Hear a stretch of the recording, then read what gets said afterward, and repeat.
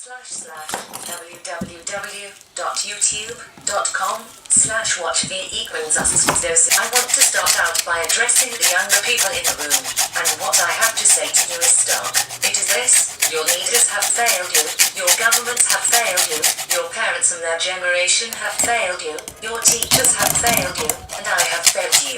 What I mean is that we have all failed to raise the alarm adequately, and so of course we have failed to prevent the dangerous climate change that is now here. Virtually every country in the world has plans to encourage further economic growth, such as plans to encourage the building of, or simply to build a lot more, infrastructure, agro-industrial infrastructure, including for more intensively reared, climate-damaging meat, transport infrastructure, including for expanded air travel, which cannot be actively greened, industrial infrastructure, including for high-carbon products such as cement, energy infrastructure, including for climate-damaging fracking, etc. These infrastructures will have long half-lives. They commit us to ongoing high-carbon pathways at the very time when those pathways need to be radically transformed. And most scary of all is the situation this methane, which we know now is starting to be released in significant quantities again, mostly from the Arctic, from the permafrost there, etc. They call it the methane dragon, Chinook, 2016.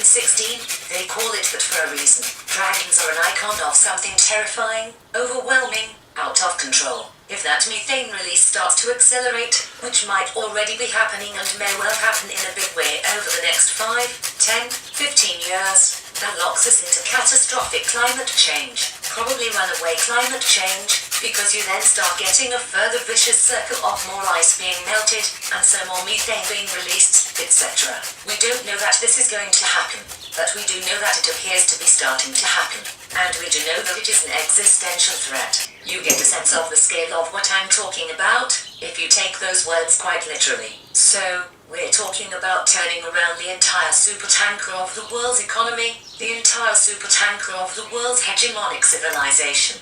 The kind of transformation we're talking about is a lot bigger than, for example, just a large-scale conversion to renewable energy. We're also talking about radically reducing the amount of transportation of goods and people around the world.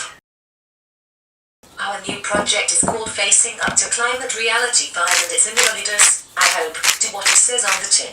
What we think is that people need to face up to these very harsh realities that I'm sketching for you here, and not pretend any longer that we can get away with just focusing on, say, changing our energy infrastructure to renewable energy, or even get away with assuming that we can and will succeed in transforming our civilization in the way that I very much hope we still might. This waking up process is not necessarily particularly pleasant or easy. It may involve you, for example, if you're willing to go through it, experiencing some despair. It certainly should involve you experiencing some fear and some, well, actually, a lot of sadness. If you're not half sad about what's happening, and if you're not afraid in the context of the kind of things I'm saying and reminding us of, then you're not paying attention. If you're not feeling some of those feelings, if you're not feeling some of them right now, well then one suspects there might be something seriously wrong with you.